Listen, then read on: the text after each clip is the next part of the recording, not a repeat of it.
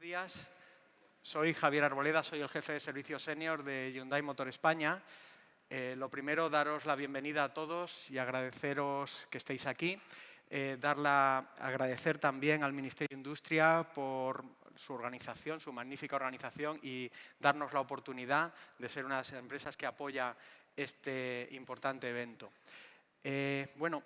Os vamos a hablar de nuestro coche más sofisticado, el Hyundai Nexo, que lo tenéis fuera, y es un ejemplo muy interesante porque lo vamos a entroncar con la revolución digital de la que versa este congreso, más la revolución tecnológica adicional que experimenta el sector del automóvil y, además, el papel que juega el hidrógeno dentro del nuevo mundo de la gestión de la energía. Para ello, contamos con Javier Bray, que es el presidente de la Asociación Española del Hidrógeno. Os dejo con Javier, que os hará una primera presentación sobre el hidrógeno e industria conectada. Luego vendré yo para seguir con el Nexo. Gracias, Javier. Muchas gracias. Bien, pues yo hago de telonero del otro Javier y voy a introduciros un poco lo que es el hidrógeno considerado como un vector energético enmarcado dentro de la industria 4.0. ¿Funciona? Sí, funciona. Nos enfrentamos ahora a la cuarta revolución industrial. Todos hemos escuchado hablar de esa primera revolución industrial en la cual la utilización del vapor, de la energía procedente de las máquinas de vapor, nos valía para valió para industrializar por primera vez todos los sectores en los que las empresas en el siglo XVIII se movían. Más adelante tenemos la segunda revolución industrial con el descubrimiento de la electricidad, con nuevas maneras de generarla, de transmitirla, de almacenarla, de utilizarla. Luego, más adelante, casi 200 años después, tenemos la siguiente revolución. La llamada tercera revolución es la revolución de los ordenadores, la revolución de las computadoras.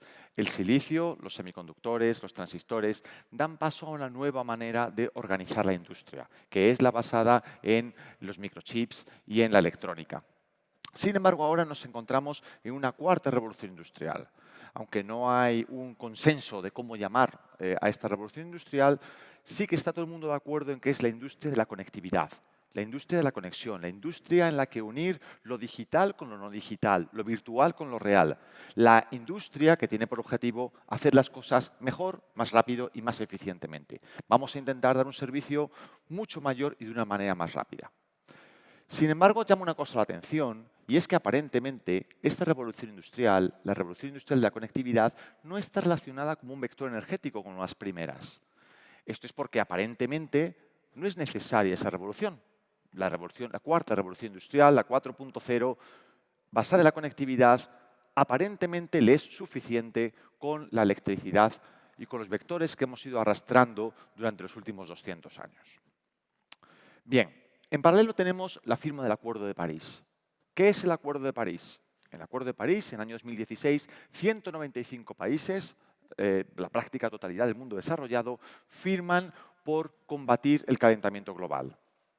Están de acuerdo en que el calentamiento global tiene un origen humano, precisamente debido a esa actividad industrial que arrastramos durante 200 años, y que hay que limitar el calentamiento global a 2 grados centígrados. Hay que intentar que, comparado con la era preindustrial, la temperatura global del mundo solo aumente en media 2 grados centígrados. ¿Cómo se consigue eso?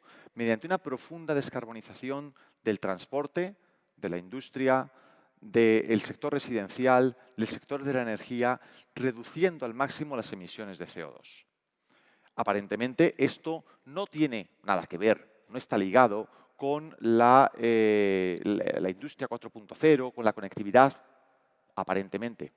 Digo aparentemente porque el sector de Internet ha sido, en el año pasado, el responsable del 2% de las emisiones de CO2 del mundo. Y está previsto, siguiendo esta tendencia, que para el año 2030 multiplique esta cifra entre un 3 y un 10%. Está por ver, dependiendo evidentemente del origen que se le dé a la energía finalmente, si es renovable o no, pero se va a multiplicar seguro estas emisiones de CO2 asociadas a Internet. Este es un Bitcoin, es una de las monedas, de las criptomonedas más famosas que hay. Las criptomonedas en el año 2017 tan etéreas, tan intangibles, fueron responsables de la emisión de 69 millones de toneladas de CO2. Las criptomonedas, lo que es la minería de criptomonedas y la gestión de criptomonedas, si el mundo adoptase por completo las criptomonedas, eliminando el dinero tradicional, en 22 años habríamos conseguido elevar la temperatura en esos 2 grados que queremos evitar. Solo las criptomonedas, la actividad asociada con la minería de criptomonedas y la gestión de criptomonedas. Es decir, la industria de la conectividad, la industria 4.0, es muy demandante en energía eléctrica. ¿Quiere esto decir que lo que tenemos que hacer es no llevar a cabo o no penetrar en la industria 4.0? Por supuesto que no. Quiere decir que seguramente tenemos que mirar hacia las energías renovables. ¿Pero qué le ocurre a las energías renovables? Pues le ocurre que, aunque hemos conseguido abaratar costes, aumentar su eficiencia, hoy por hoy no son capaces de satisfacer el 100% de nuestra demanda. Esto es Alemania. Alemania, en el año 2017, consumió un 33% de energía renovable. Tengo que decir que produjo un 38%, pero como exportó una poca, realmente consumió un 33% de energía eléctrica de origen renovable. Si sigue la proyección que tienen prevista, podrían potencialmente alcanzar un 100% de energía renovable eléctrica para el año 2030. ¿Por qué no lo hacen? Porque no pueden gestionarla. No es posible la gestión. En Alemania tienen 40 gigavatios hora de capacidad de almacenamiento en hidroeléctrica de bombeo. La hidroeléctrica de bombeo es que cuando me sobra energía, yo la bombeo aguas arriba y la paso por las turbinas de una presa aguas abajo cuando me hace falta. Pero evidentemente las presas, los pantanos, son recursos limitados, no podemos inundar Alemania. Con lo cual, llegan a lo que se denomina el curtailment, periodos de tiempo en los cuales tienen más energía renovable de la que demandan. Y solo tienen 3 posibilidades. O la regalan, o te pagan porque te la lleves, o paran las plantas renovables. Y a esos efectos se les denomina curtailment. Momentos en los cuales has producido más energía renovable y has tenido que hacer algo con ella, algo malo con ella, porque tu sistema eléctrico no lo consumía lo suficiente. Y el curtailment en Alemania, en el año 2017, ascendió a 5.5 teravatios hora. Bueno, es el 1% del consumo eléctrico de Alemania. Eso con un 33% de producción de renovable. Si lo vamos incrementando, el curtailment se agrava muchísimo. Porque, claro, evidentemente tú instalas más energía fotovoltaica y más energía eólica, pero el sol sigue saliendo de día y el viento sigue soplando cuando sopla. Con lo cual, no mejoras tu curtailment. Las baterías no son una solución para el almacenamiento a largo plazo y la hidroeléctrica simplemente no les da para más. Este es el caso de Alemania. El de España no es mucho mejor. Ahora mismo en España, gracias a la gran hidroeléctrica que tenemos instalada y a los sistemas de compensación que tenemos, bueno, estamos evitando el curtailment, pero España tiene ya el 40% de energía renovable en su mix. El año pasado, 2018, el 40% de los kilovatios hora que consumíamos eran renovables. Por eso cuando dicen que un vehículo eléctrico no es renovable, bueno, es verdad que sigue habiendo todavía CO2 en la producción del kilovatio hora, pero no es menos cierto que ya el 40% es de origen renovable.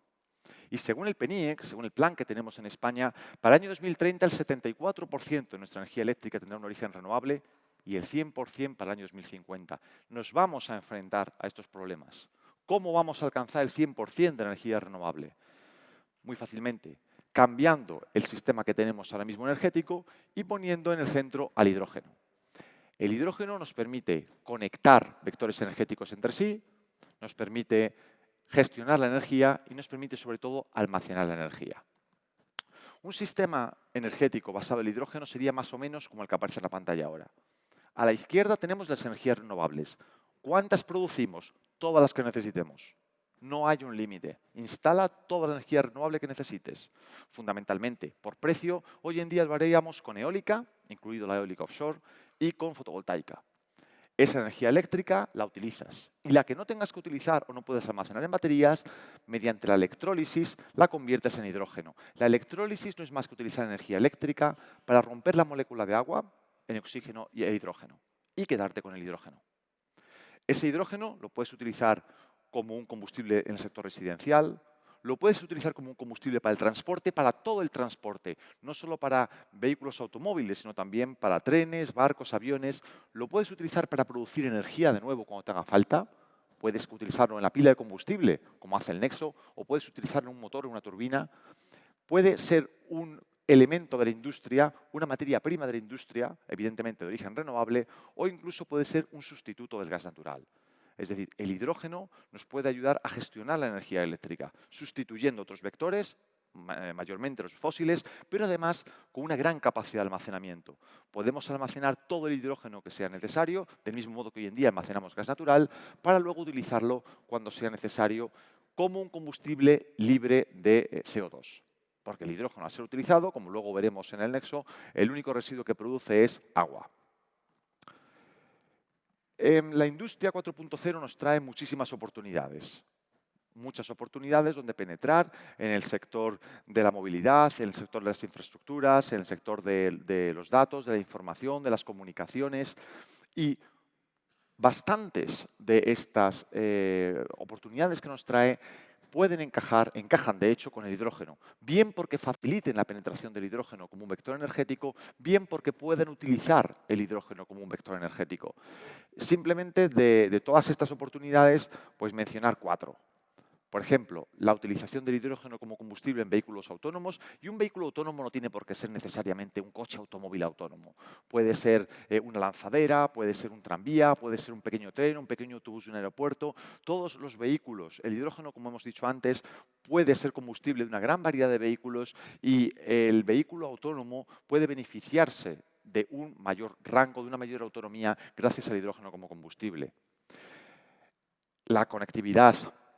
La industria 4.0 nos trae unas mayores necesidades de logística. Ahora la gente quiere que le traigan las cosas a casa y además quiere que le traigan las cosas desde el último rincón del mundo. Queremos que me traigan a mi casa algo que se está produciendo ahora mismo en China. Quiero conocerlo, quiero comprarlo y quiero que me lo traigan. Eso, aparte de muchísimos requisitos y problemas y oportunidades a resolver en la parte del comercio electrónico, tiene también retos en la logística.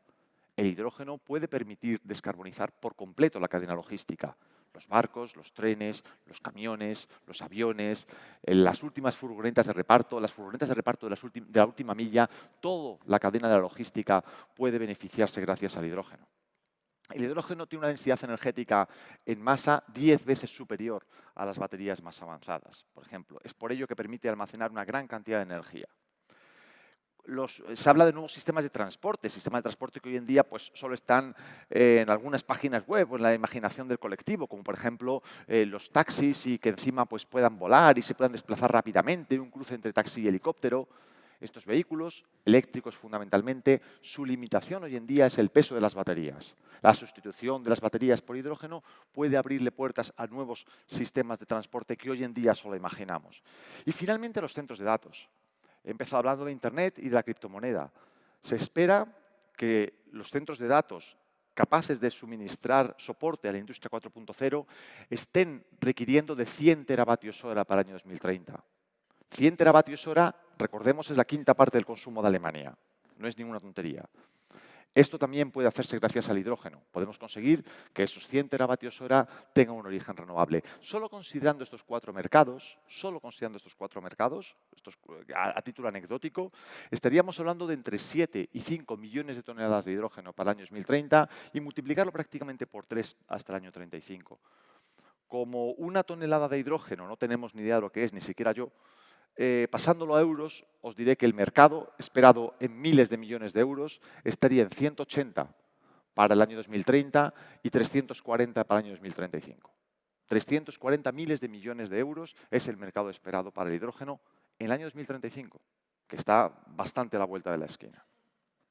Con todo ello, no es que la industria 4.0 le valga el vector energético electricidad exactamente igual que venía valiendo los últimos 200 años. Es que el hidrógeno viene a adecuar los vectores energéticos conocidos, basados mayormente en las energías fósiles, para que podamos utilizar el 100% del potencial de las energías renovables y podamos hacer que todo el requisito energético de la industria 4.0, incluyendo la nueva movilidad y las nuevas respuestas a la movilidad, contribuyan cero a las emisiones de CO2.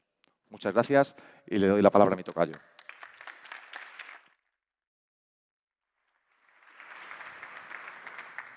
Gracias, Javier. Magnífica presentación, como siempre. Bueno, pues vamos a seguir con un segundo bloque, donde voy a explicaros un poquito por encima. La verdad es que no pretendemos agotar ninguno de los temas, pretendemos dar una visión general de todos ellos. Pues el reto de las emisiones que enfrenta el sector del automóvil. Veréis, si me hace caso, ahí está, bien. Este es un pequeño resumen del grandísimo reto que se enfrenta el automóvil en cuanto a reducción de su consumo de combustibles fósiles, es decir, su descarbonización. En el 15 tuvimos que cumplir con 130 gramos por kilómetro recorrido de CO2, que fue un reto colosal. La verdad es que fue realmente difícil. A finales de este año que entra, tenemos que cumplir ya con 95 gramos. Este reto es muy difícil. Desde luego, con las tecnologías que se están poniendo en la calle ahora, me refiero con lo que se está vendiendo a fecha hoy, es imposible conseguirlo. Con lo cual, vais a ver que este próximo año van a cambiar muchos de los tipos de automóviles que se venden. Y para los años siguientes, para el 25, 81, el 30, 59 y demás, bueno, esos son retos que se me antojan incluso más sencillos que los 95 que tenemos ahí a la vuelta de la esquina. En Hyundai tenemos una suerte y es que tenemos una gama de vehículos electrificados, bueno, simplemente la más extensa que hay en el mercado. Tenemos 5 soluciones distintas de electrificación. Os las voy desgranando muy brevemente, de una manera muy sintética. Empezamos por los híbridos de bajo voltaje, de 48 voltios, a los que se estima un impacto en descarbonización en torno al 10%. Son vehículos muy interesantes porque tienen un precio contenido y nos permiten tener un impacto sobre la descarbonización rápido y asequible.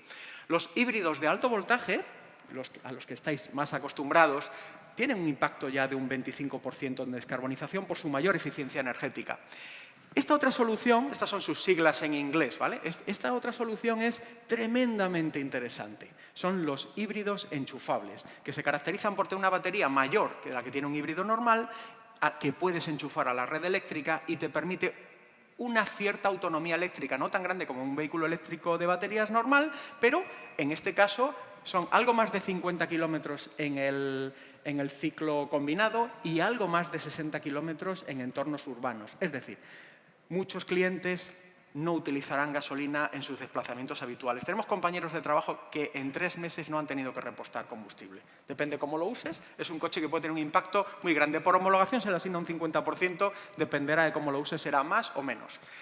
Los eléctricos de baterías tienen un impacto en descarbonización del 100%, en especial cuando se cumpla lo que muy bien ha dicho Javier, de que la producción eléctrica sea 100% renovable, que es el objetivo. Y finalmente tenemos el vehículo de pila de combustible que tenéis ahí expuesto y que me entretendré un poquito más adelante dentro de esta presentación. Que es la tecnología obviamente más novedosa que luego os explicaré. Como veis, Hyundai tiene, estos son los vehículos que tenemos a la venta en España. Hyundai tiene modelos en todas estas categorías. Es el único fabricante que ha apostado por todas estas soluciones a la vez, lo cual es una fortaleza importante para los próximos años que vienen, que, como os he dicho, van a ser muy difíciles. Bien, simplemente esta es una tabla de datos que la tendréis en las presentaciones para que veáis la diferencia que hay entre ambos. Como veis, en esta zona son los híbridos, que todos tienen un motor de combustión. Esta sería la potencia del motor de combustión. Esta es la potencia del motor eléctrico. Aquí, a partir de los eléctricos de baterías, el motor de combustión desaparece y van subiendo las potencias de motores eléctricos. Y abajo tenemos el Nexo, que también es un vehículo eléctrico. Luego lo explicaremos. La capacidad de las baterías, como va subiendo hasta que llega al Nexo, que no la necesita. Necesita solo una batería igual que la que sería un híbrido. Las autonomías que se obtienen, recordáis que os dije antes, más de 50 kilómetros con los enchufables, 66 en entornos urbanos, y van subiendo a medida que incrementamos las baterías, es la autonomía eléctrica combinada, hasta que llegamos al Nexo, que una de sus grandes ventajas son esos 666 kilómetros de autonomía eléctrica, obviamente. Esas autonomías en todos los coches eléctricos suben y en el Nexo llegan a los 822 en entornos urbanos. Aquí tenéis los tiempos de carga a 100 kilovatios de potencia, en carga de batería, y en carga que puede ser doméstica de hasta 7,4. Lo más importante es que el Nexo, a diferencia de otros vehículos eléctricos, lo puedes cargar en tan solo 5 minutos y al 100%. Luego iremos sobre esto. Bueno, pues tras este pequeño análisis, muy sencillo como veis, hay otro reto que enfrenta la industria del automóvil, que es la digitalización, que es el motivo de este congreso. Voy a darle una perspectiva algo diferente, porque siempre que se habla de digitalización, hablamos sobre todo de procesos industriales, de fabricación y demás. Bueno, pues yo os voy a explicar sucintamente cómo está cambiando nuestra relación con los clientes, también dentro de este entorno de la industria 4.0, que tiene muchas vertientes. En cuanto a la relación con los clientes, el típico ciclo de vida del cliente, que es pues, desde que empieza decidiendo su proceso de compra, la preparación de ese producto y cómo se le entrega, cómo nos comunicamos, que esto es una cosa específica del automóvil con el cliente, y la postventa, que también estamos digitalizando. Y si lo hacemos bien, conseguiremos que ese cliente permanezca dentro de nuestra casa y nos siga comprando productos. Bueno, pues vamos a ver cómo la digitalización está afectando todos esos procesos de una manera muy sucinta, obviamente. Pues en cuanto a lo primero que necesitamos es que el cliente piense en nosotros, que nos considere en su decisión de solución de movilidad. Y decimos solución de movilidad porque no solo estamos hablando de qué coche quiero, sino de cómo lo quiero. Lo quiero alquilado, lo quiero comprado.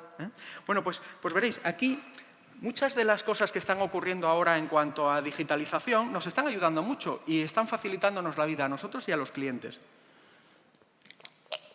Lo tradicional en el mercado automóvil era pues, tirar de televisión, prensa y demás, con lo cual atacabas a todo el universo cuando en realidad solo algunos de esos clientes que reciben esa información tuya tienen un interés real en tu producto. Bueno, pues el marketing social basado en el Big Data nos permite concentrar nuestro esfuerzo en los clientes a los que les puede ser relevante, les puede ser de interés, pero no solo eso, sino que tú además la publicidad que recibes, la información que recibes, pues te es relevante en lugar de recibir tanta.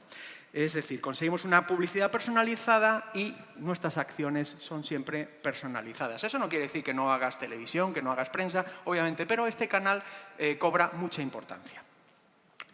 Durante el proceso de compra, aunque el cliente configure su vehículo en casa o si el producto y el servicio se configura dentro de la concesión, hacen falta unas herramientas digitales que también colaboren en ese proceso. Y ahí tenemos tanto nuestra web con el configurador en Internet, que el cliente puede ir eligiendo su producto, como las herramientas que ponemos a disposición de los vendedores para que puedan atender al cliente con eficacia. Esto es muy importante porque, por ejemplo, te conectan con los recursos disponibles, cuál es tu stock, cuál es tu tiempo de entrega. Todas estas informaciones son fundamentales cuando están comprando un vehículo. Y, por supuesto, el resto de cosas que tiene que decidir el cliente, como el modelo, el color, el equipamiento, los accesorios. Toda esta información ahora es mucho más transparente y mucho más fácil. En Hyundai nos gusta innovar y una de las cosas en las que estamos innovando también es en el tipo de tiendas que tenemos. Tenemos este nuevo concepto que llamamos Click to Drive, que es lo que llamamos la tienda físico-digital. Es decir, es una tienda que está en un centro comercial, esta es la primera, aunque habrá más, donde tú entras, igual que estás paseando por un centro comercial, pues te tropiezas con una tienda de Hyundai. Eso está genial porque mucha gente que a lo mejor no había reparado en nuestro producto, conseguimos que lo vea. Bien, pues aquí los vendedores como tal no existen. Lo que tienes son unos asesores que te permiten, que si tú lo solicitas, te informarán. Y el cliente, como les gusta hacer ahora a los millennials, hace su propio proceso de compra. Es decir, lo puede comprar, no sé si veis ahí una pantallita que hay junto al coche, pues ahí tienes unas pantallitas donde tú puedes hacer tu configuración, tu proceso de compra, o lo puedes rematar luego en casa por Internet. Es un concepto novedoso que nos está dando muchas alegrías y probablemente será el primero de muchas nuevas formas de trabajar. Otro detalle interesante, no puedo desgranar todos porque son inmensos, es desde que el coche se fabrica hasta que llega a las manos del cliente, hay un proceso que tiene muchas etapas, pues desde los controles de calidad al final de fábrica, antes del transporte, imagínate, si el coche viene de Corea o de la República Checa, el 70 y tantos % de los coches que nosotros vendemos en España son fabricados en Europa. Bueno, pues ahí se le sube al transporte, del transporte se baja, llega a la campa que tenemos en Tarragona, allí se hacen comprobaciones del coche, se vuelve a subir otro transporte, llega al concesionario, el concesionario lo tiene que comprobar cuando lo recibe, lo tiene que comprobar antes de la entrega, porque queremos garantizar una experiencia fabulosa al cliente. Y para eso tenemos que evitar cualquier problema. Bueno, pues tenemos un nuevo sistema que de hecho está todavía en desarrollo, que llamamos Digital PDI, que significa en español pues, inspección preentrega digital.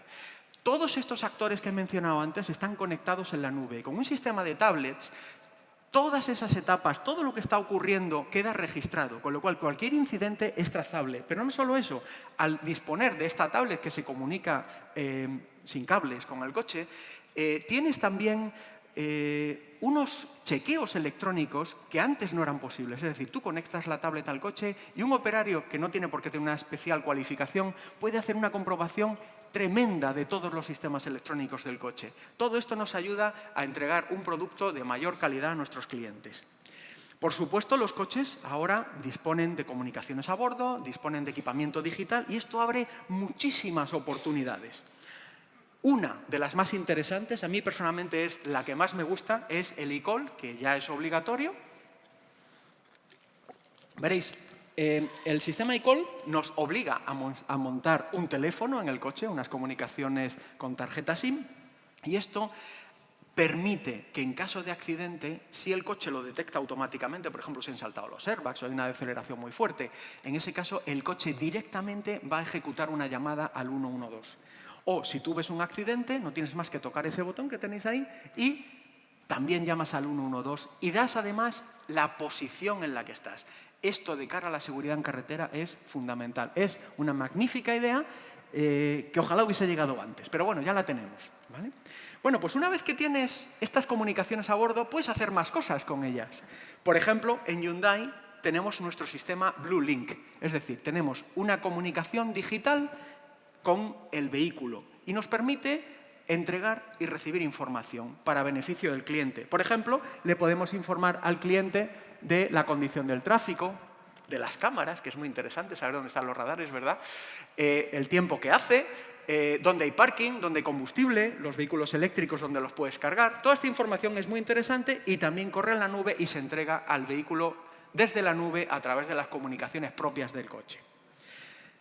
Una vez que tienes esto, añadimos una aplicación de clientes, la aplicación de Blue Link, que le permite al cliente disfrutar esos datos, de tal manera que puede localizar su coche, puede saber dónde está, puede recibir alertas, por ejemplo, te has dejado las puertas abiertas, informes de cuál ha sido el uso del vehículo, conocer incluso la presión de los neumáticos y demás. Puedes abrir y cerrar el coche remotamente.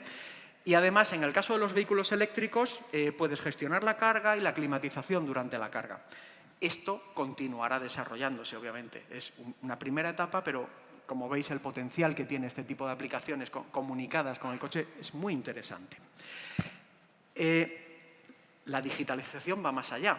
La postventa, que es donde yo trabajo, también se está digitalizando. Tenemos un sistema mundial que llamamos Workshop Automation, que es un sistema de tablets que permite que la gente que te atiende en el concesionario primero te pueda atender en lugar de un mostrador fuera del coche, te atienda junto al coche, ¿vale? Porque es totalmente portátil.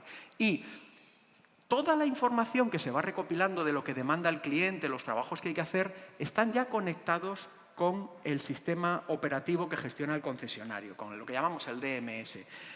Si ocurre cualquier incidente, el cliente, por ejemplo, ya se ha ido y detectas que hay algo más que solucionar, puedes comunicárselo al cliente, es decir, te abre un mundo de posibilidades. Ese proceso que antiguamente ibas allí y te atendía un técnico en el concesionario con una libreta, eso pasó a la historia. Ese proceso también está totalmente digitalizado. Y siguiendo con la postventa digitalizada, tenemos otra aplicación de cliente. Todas estas aplicaciones se van a ir conectando, que llamamos My Hyundai, que también es un sistema, por eso se llama en inglés, porque es un sistema global, donde mantenemos la comunicación con el cliente, el vínculo emocional, que obviamente queremos tener con nuestros clientes, con una comunicación permanente ya a la persona, ya olvidándote del vehículo, ofreciéndole beneficios por ser cliente de Hyundai, gestionando sus citas o cualquier otro trámite que necesite con la marca y dándole información de interés, como puede ser información de tráfico y demás, y por supuesto informes de su vehículo. Dentro de esta gestión de Big Data que os decía antes, papel importante es el CRM, que ya mencioné antes. El CRM te permite hacer una comunicación personalizada con los clientes, como os decía antes, en el proceso de venta, pero también en el proceso de postventa. Nosotros tenemos cientos de miles de coches en la calle y tenemos mucha información, tenemos realmente un Big Data de qué están haciendo esos coches. Si el cliente te autoriza a utilizarla, tú puedes, por ejemplo, hacerle ofertas cuando sabes que le toca el mantenimiento y le haces una oferta relevante. Esto es beneficio para el cliente y es beneficio, obviamente, para nosotros. Bien, y una vez explicadas estas cosillas, hemos explicado, pues Javier explicó muy bien cómo el hidrógeno entra dentro de todo este sector, cómo el reto que tenemos con las emisiones y la digitalización del sector del automóvil, pues vamos a ver sobre el Nexo, que es el mejor ejemplo, cómo entra todo esto. Bien, el Nexo es un vehículo radical. Vamos a hablar un poquito de él. ¿Cómo funciona un vehículo de hidrógeno? Bueno, pues la gracia es lo que antes mencionaba Javier, pues de una forma así muy resumida, podemos partir de agua si hacemos hidrógeno renovable. Hay otras formas de hacerlo, pero bueno, podemos partir de agua, disociar la molécula de agua utilizando energías renovables, obtenemos hidrógeno que podemos cargar en el coche, consumirlo y volver a fabricar ese agua de vuelta. Bien. La gracia es que en un vehículo de hidrógeno este proceso de carga ocurre en tan solo 5 minutos. Es una ventaja radical. En especial países como España.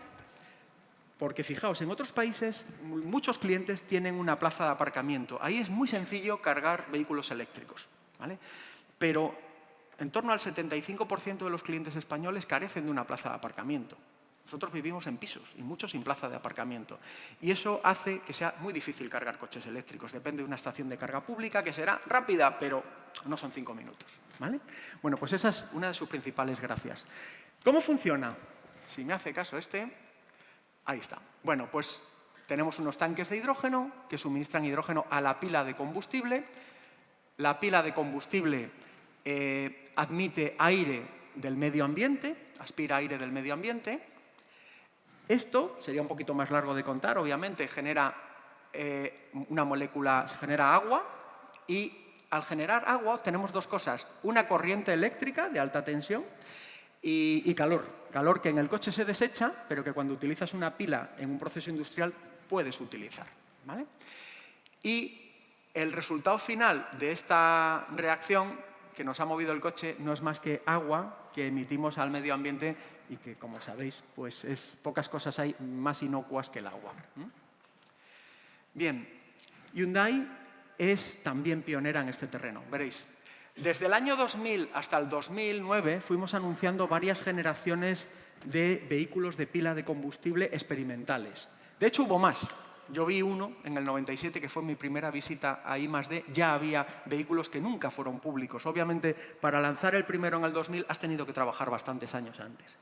Y en 2013 hicimos historia. En 2013 lanzamos al mercado el primer vehículo de pila de combustible de producción en serie, que fue el iX35. Por cierto, tenemos entre nosotros al director del Centro Nacional del Hidrógeno, que tiene una unidad de este modelo, ¿eh? Y en 2018, también con vuestra ayuda, que además lo presentamos en vuestra casa, lanzamos al mercado el Nexo, que es el coche que nos ocupa hoy. Es nuestro segundo modelo de pila de combustible que sucede al anterior y bueno, que es un modelo mucho más avanzado que el anterior. Por cierto, ese vehículo que tenéis ahí fuera tiene unas placas de modelo que pone Nexo. Si os fijáis detrás está la matrícula, porque este coche es el primer vehículo de pila de combustible que se ha matriculado en España. También un coche histórico. Bien, las prestaciones son más que suficientes. Aquí tenéis la comparativa con el modelo anterior en porcentaje. Tenemos una potencia de 120 kilovatios, es decir, 163 caballos. Rozando los 180, en realidad podía haber sido más. Lo que pasa es que no era parte del proyecto. Hay potencia como para rozar los 190, pero no era parte del proyecto. Una aceleración, un 0 a 100 en menos de 10 segundos. Pero es que además, como todo buen coche eléctrico, no depende de la habilidad del cliente, porque en un coche manual o incluso en un coche automático, cuando tú mueves el acelerador, lo primero que hay que hacer es cambiar la relación de marcha, la marcha en la que va. Bueno, aunque lo hagas automáticamente lleva un tiempo y si lo haces manualmente eso requiere una cierta habilidad. Bueno, pues en los coches eléctricos, y el de pila de combustible es un coche eléctrico, eso ocurre inmediatamente. La respuesta es simplemente inmediata. Por tanto, en el uso real del vehículo es mucho más rápido de lo que dicen las cifras, ¿vale?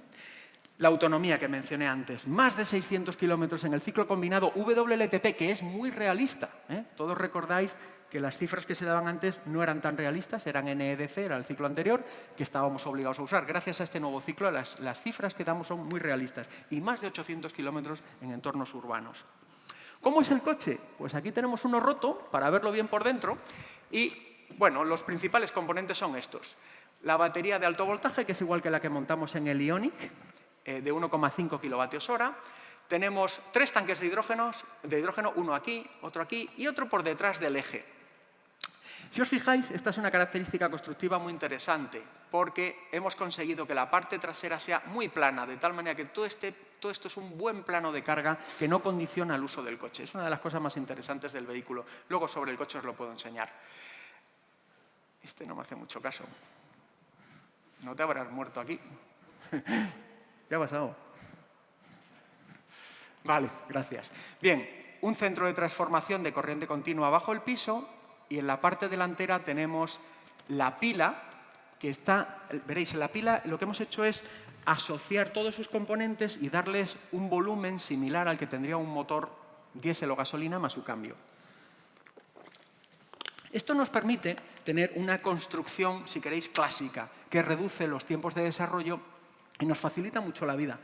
Por cierto, esta pila a mí me gusta decir que es turbo intercooler. ¿Por qué? Pues porque a diferencia del modelo anterior, que trabajaba a presión atmosférica, aquí trabajas incluso a más del doble de la presión atmosférica. Esto te permite reducir el tamaño de la pila, condensarla y meterla en vehículos cada vez más pequeños. Esto tendrá que seguir en el futuro, porque este coche es bastante grande, como podéis ver ahí fuera, pero en el futuro tendrá que entrar en vehículos pequeños y este es un proceso importante de reducción del tamaño de la pila. El motor está entre las ruedas delanteras bajo la pila. Y como os decía, es muy interesante, el fondo plano que hemos conseguido del coche en la parte trasera nos permite tener un magnífico maletero, no hemos tenido que renunciar a la quinta plaza de asientos y además tenemos una suspensión trasera independiente que sería un poco más largo de contar, pero que nos permite que el coche sea muy cómodo y muy estable a la vez. Además, este vehículo ha superado con éxito el test Euro NCAP y de hecho ha conseguido 5 estrellas. Esto es en parte gracias a que hemos simplificado su diseño con este sistema de tener todo delante. Bien, lo que os decía, el maletero es muy bueno, que lo podéis comprobar. Hay muchos trucos aerodinámicos que hemos empleado en el coche para mejorar su coeficiente aerodinámico. El más interesante de ellos es el fondo del vehículo, en la parte de abajo del vehículo, que está totalmente carenada y de hecho consigue un CX de 0,32 que es el mismo que tiene nuestro i30N, por ejemplo, nuestro modelo deportivo. Es realmente bueno, buen coeficiente de penetración para un vehículo tipo SUV. Lo que os decía antes, obviamente el coche viene con pantallas digitales que te permiten hacer muchas cosas, como por ejemplo esta. Tienes un monitor de ángulo muerto con unas cámaras montadas sobre los retrovisores, de tal manera que cuando pones el intermitente ves con una cámara de visión trasera esa zona, lo cual incrementa la seguridad. Hay muchas otras cosas dentro del coche, la verdad es que sería largo de contarlo, no sé si tenemos tiempo para tanto, ¿vale? Pero tenemos, fijaos, asistente de colisión frontal, el coche tiene frenada autónoma, seguimiento de carril, aviso de atención del conductor, las luces automáticas, avisador del límite de velocidad, detección de peatones, alertas por ángulo muerto, asistente anticolisión también en la parte trasera, control de crucero activo, inteligente. Bueno, está plagado, toda nuestra tecnología de conducción semiautónoma ya está instalada en este coche y esto seguirá avanzando. Una reflexión aquí. A fecha, porque queda todavía mucho por hacer, aunque el coche ya tiene muchos elementos muy innovadores, pero fijaos, todos estos sistemas que acabo de mencionar dependen de la propia sensorización del vehículo, es decir, de lo que el vehículo ve e interpreta. Es un primer paso. Más adelante, gracias a la conexión que aportará el 5G y otras tecnologías, no solo el 5G, el vehículo además tendrá información de la vía, tendrá información compartida con otros usuarios y incrementará más su seguridad. Por contar solo un pequeño ejemplo tonto, cuando te aproximes a un cruce, sabrás si viene o no un coche a ese mismo cruce desde otra calle y te avisará para evitar un posible accidente. Bien, un pequeño vídeo para que veáis el coche.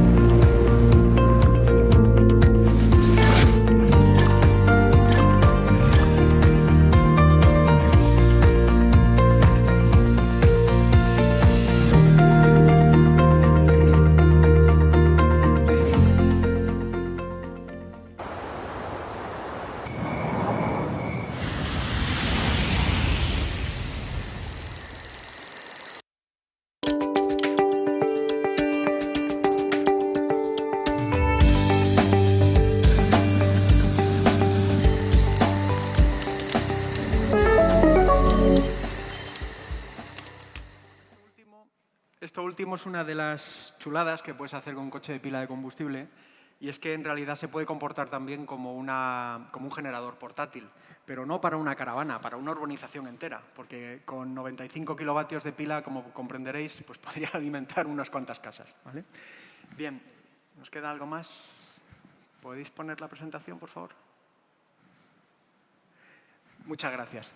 Bueno, pues ya para concluir, esta es la visión que tenemos en Hyundai. Visión que incluso algunos, como yo, me parece incluso un poco optimista. Yo creo que va a ir incluso más allá que acá. Fijaos, para el año 2010, en el año anterior ya teníamos 15 modelos electrificados. Para el 25, la previsión es que tengamos 44, que suponga 1,7 millones de vehículos electrificados. Es decir, el 25% de nuestras ventas en los principales mercados.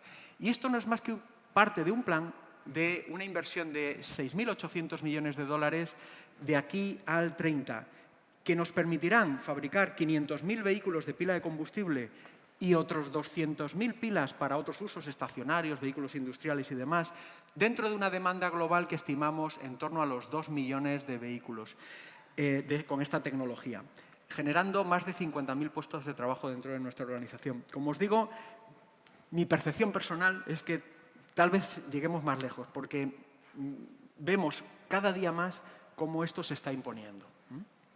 Y bueno, pues hasta aquí he llegado yo, si me hace caso este. Y ahora le voy a pedir a Javier que suba aquí conmigo y si tenéis alguna pregunta, pues estaremos encantados. Muchas gracias.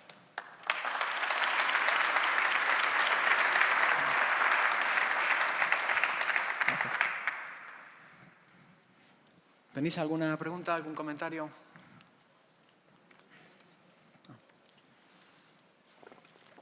¿Lo hemos explicado todo muy bien?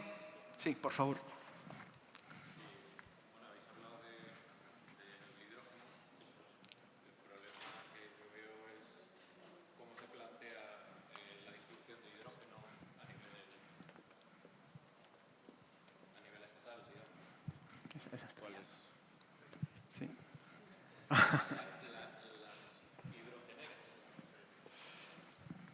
Bueno, a ver, el hidrógeno es un combustible como puede ser, por ejemplo, el gas natural comprimido, el gas natural licuado o los del petróleo, los derivados del petróleo. Es decir, es un combustible tipo gaseoso que hay que transportar, hay que almacenar y hay que distribuir. Evidentemente necesita una infraestructura específica, como también la necesita cualquier otro combustible.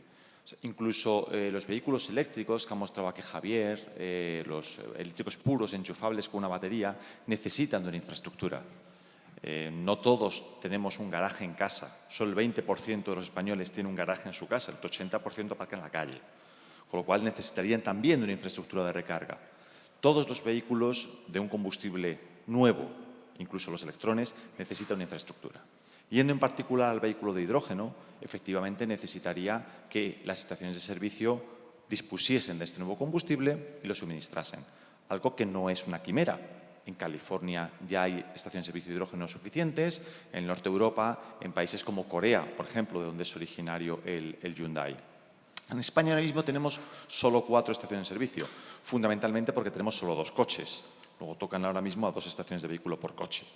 Entonces, de hidrógeno por coche. Entonces, esto es un poco el huevo y la gallina. Ahí habrá que ir desplegando una cierta infraestructura a la vez que se vayan desplegando vehículos.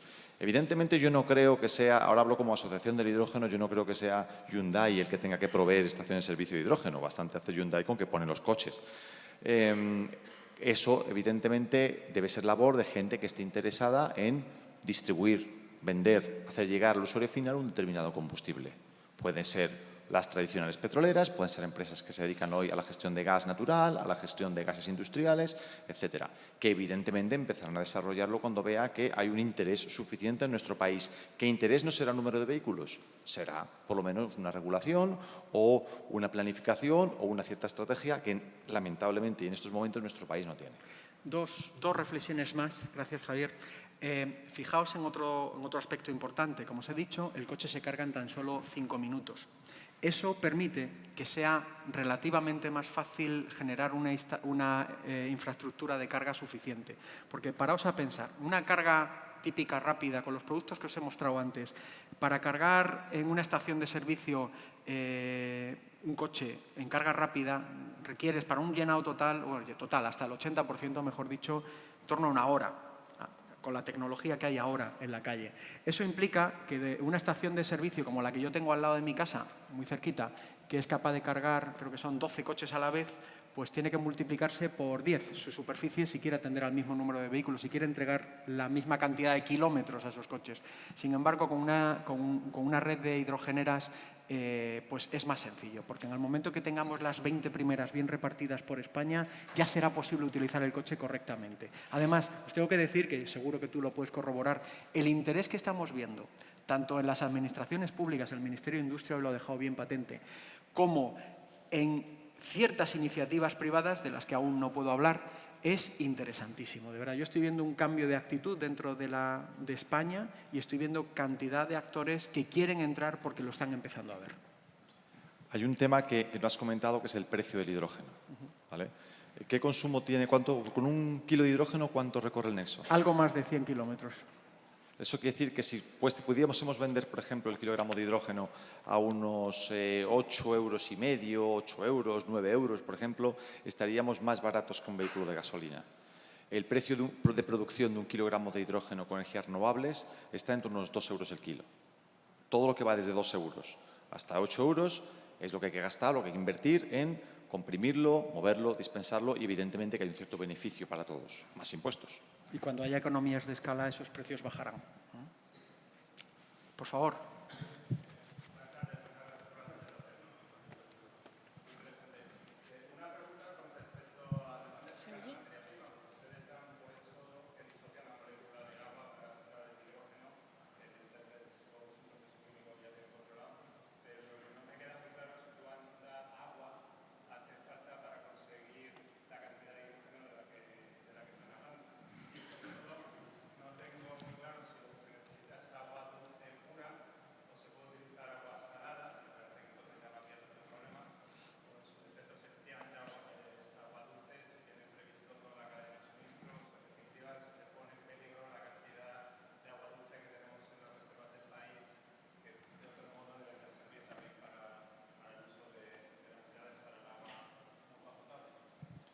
Se necesita agua potable.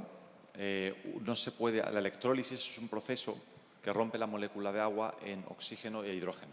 Si utilizas agua de mar, como tienes cloruro sódico, vas a producir también cloro y sodio. lo cual está muy bien si buscas cloro y sodio, pero si no quieres cloro y sodio tienes un problema.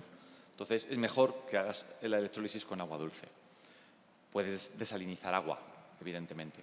De cualquier manera, pasan dos cosas. Primero, el consumo de agua es muy limitado.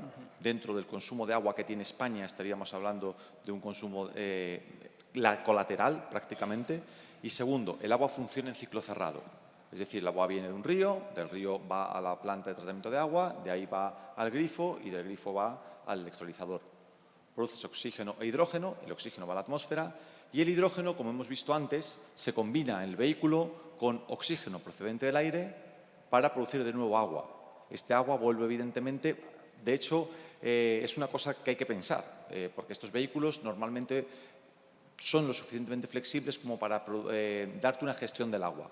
Es decir, no le cuesta nada a Hyundai, en modelos posteriores, a medida que la regulación vaya avanzando, que el agua te la deposite cuando tú le des un botón en el depósito de casa o el agua la sueltes en la estación de servicio y al mismo tiempo coges hidrógeno y se recupere directamente, o bien directamente el agua vaya a la atmósfera y vuelva de nuevo a llover sobre el río. O sea, el hidrógeno funciona en un circuito perfectamente cerrado.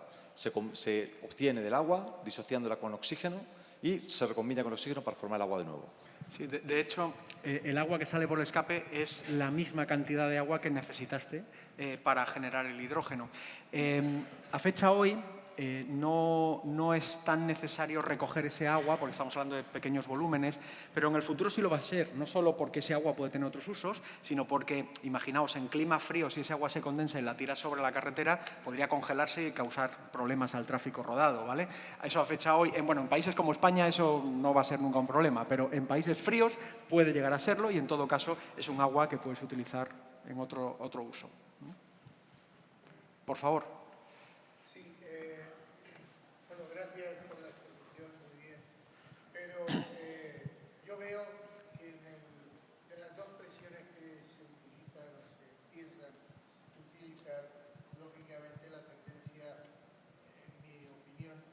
Hacia los 700 bares.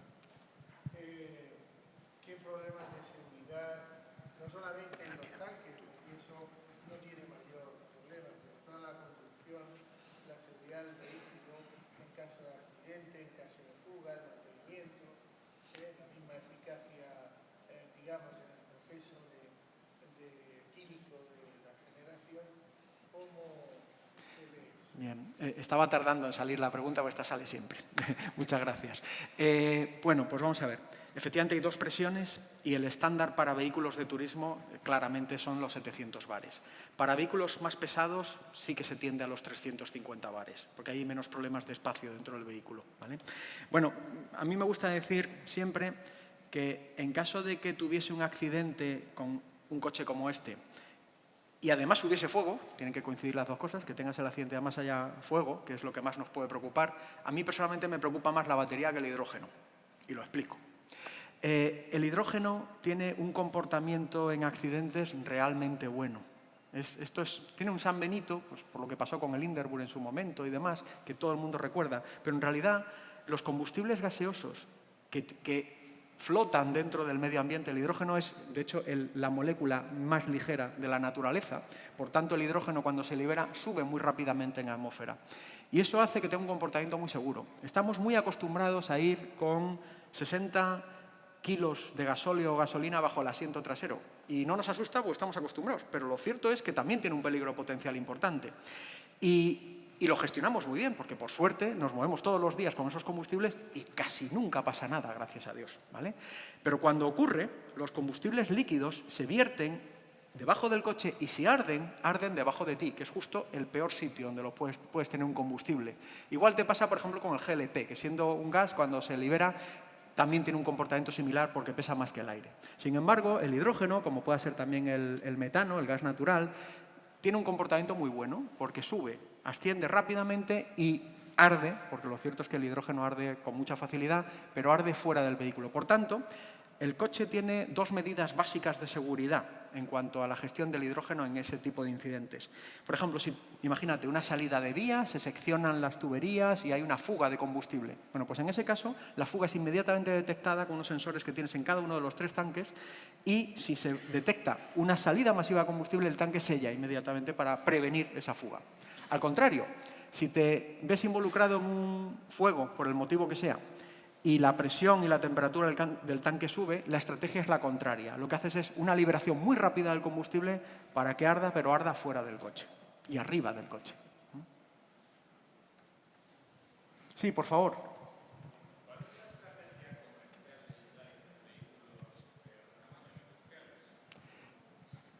Bien, no soy un experto en ella, a lo mejor, Polo, tú me puedes ayudar, pero veréis, porque nosotros nos dedicamos, nuestra empresa, Hyundai Motor España, se dedica a los vehículos de turismo, ¿bien? Pero sí que estamos bastante avanzados en ese terreno y te puedo decir lo que conozco, que no es todo, ¿vale? En Corea ya estamos trabajando con vehículos industriales, autobuses y camiones de hidrógeno y hay unos acuerdos a nivel europeo. Lo más interesante es un acuerdo con un consorcio en Suiza por el que se han comprometido a la entrega, si no recuerdo mal, de 1.600 camiones de hidrógeno y en ese consorcio además participan los propios productores del hidrógeno a partir de energía hidráulica. Entonces, claramente los vehículos industriales son muy interesantes. De hecho, como ingeniero, te puedo decir que es aún más interesante para vehículos industriales. Puedo decir que en turismos pues tienes la discusión, ¿te interesa más la batería o el hidrógeno? Depende de las circunstancias. Habrá casos en los que la batería sea más interesante y muchos casos en los que el hidrógeno será más interesante. Y no solo eso, incluso una combinación de ambos, un enchufable de hidrógeno.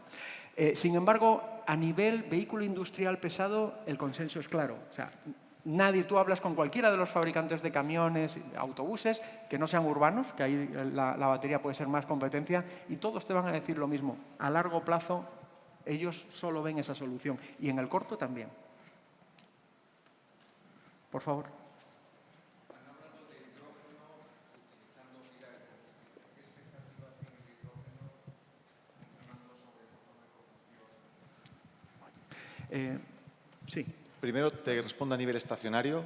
Un motor de combustión interna o una turbina, ambos dos pueden funcionar con hidrógeno. Habría que modificarlos para controlar la temperatura de llama, el caudal, etcétera, pero pueden funcionar y de hecho funcionan. Hay motores estacionarios de generación de energía eléctrica hasta 300 kilovatios y turbinas, ahora mismo alguna microturbina funcionando con hidrógeno hay, y los grandes fabricantes de turbina, Siemens, Kawasaki, General Electric, todos ellos ya permiten mezclas de hidrógeno, es decir, admiten incluso hasta un 85% de hidrógeno y un 15% de gas natural, y están todos trabajando en una turbina 100% hidrógeno que estará disponible cuando haya mercado para ello, cuando haya una cantidad de hidrógeno que te permita hacer una generación eléctrica masiva de 100 megavatios, por ejemplo, a partir de hidrógeno. Eso en cuanto al sector estacionario. En automóviles, la verdad es que hubo experimentos muy interesantes, por ejemplo, de BMW, hace décadas ya, que empezó a trabajar con esto. Pero verás, es que es menos eficiente. O sea, en el momento que tienes un ciclo termodinámico, pues es menos eficiente a nivel energético. Estas pilas están trabajando del tanque a la rueda, están trabajando con eficiencias ya del 60%.